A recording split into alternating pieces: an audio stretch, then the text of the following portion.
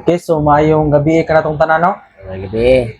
So karon magpadayon na po ta sa ato ang pag-Bible study. Murag dugay-dugay gyud ta na putol sa ato Bible study ba. Kay ning uli mo ko sa Mindanao, karon nga nakabalik na po ko diri sa Manila, makapadayon na po ta sa pagtuon sa pulong sa Ginoo. Yes. So una sa tanan, kumusta sa ako ninyo? Kumusta man mo diri? Okay ra? Okay po. Okay ra gyud no. Okay ra gyud ta kay namay Ginoo permitting nag-uban sa ato naghiya sa ato Kay wala man tayo mabuhat og wala gyud ng Ginoo. Una nga samtang naadto sa pagsalig si Ginoo, okay gyud ta. Kay ubanan mo kita si Ginoo. Muni karon nga ang ato ang kanang pagatun-an sa dili pa ta mo padayon, ako ang paampuan pa opening prayer nato kang brother Neri. So magampo ta bro. Magampo ta atong ido ko atong mga ulo. Labing gamhanan ay gugmaon nga Dios nga ikaw nasa trono sa mga langit. Ini nga kagabion Ginoo, dako kayo ang among kalipay, mga takna ang imo sa kaming gitugutan sa pagtigom nini nga amo nga gistihan karon nga haron kami maga tuon sa balaan nimong pulong Ginoo. Tuguti kami nga ang among unahuna og kasing-kasing dinhi mga takna mo sentro lang diha kanimo. Gihay kami Ginoo sa balaan mong espiritu inguman nga si Brother Nico hamon magdala ning mensahe karon Ginoo na ikaw ang magigiya kaniya og salamat Ginoo nga ikaw nagatubag sa mga pag-ampo kina magipangayo og ginawang madawat sa kanila Jesus. Amen. Amen.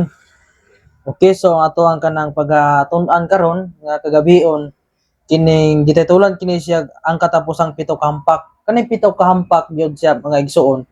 Muni ang kanang mga silot sa Ginoo ngadto sa mga tawo nga wala nagpatinumanom siya. Yes. Pero sa katapusan pa ni dili pa ni karon. Inigbalik sa Ginoo before mabalik ang Ginoo. Padalaan niyang pito ka hampak ang kalibutan. Ug ang maigon ini kato mga tao nga wala gyud ni sunod sa iya. Yes. So muni karon ang una nato nga kanang ang una nga pangutana dinhi ato ang basahon ang yung dire anus ibubu ang katapusang pito ka hampak. So kanus daw ibubu ang pito ka hampak. So atong patubagon ang Biblia dire sa Pinadayag kapitulo 22 bersikulo 11 palihog kog basa din na Brad Nere. Okay. Kapitulo 22 bersikulo 11. Nga nagingon ang dili matarong gihapon siya ug mahugaw papadawin gihapon siya sa mahugaw ang matarong pabuhata gyapon siya og matarong ug ang balaan padayon na gyapon siya sa pagabalaan. Okay, so unsa daw ang mahitabo sa mga kinaiya sa mga tao ana inigabot sa ana nga panahon dili na gyud siya mosab. No, kung dautan ka na jud ka. Yes. Kung matarong na jud ka, kung balaan na jud ka.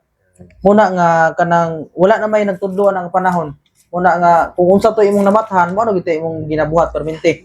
Kung nakamata ka sa kamatuoran, na gyud ka sa kamatuoran. Kung wala ka sa kamatuoran, wala gyud. Yes. No, mupadayon na lang ka sa imong kanang binuhatan nga maayo ka, maayo. Ug dautan jud ka. Mo na giyon sa Ginoo kaya dre human sa pagkatapos sa adlaw sa kaluwasan sa panahon nga ang mahinuklogong pulong igahatag sumala giingon ni Juan. Mo ni no kanang inigabot yun sa kanang sa katapusan. Mo na kanang kinaiya sa mga tao. Perminti na lang yun na siya. Wala na lagi mo tudlo sa ilaha. Mo na kanang mahitabo sa kinaiya sa mga tao pag abot sa katapusan.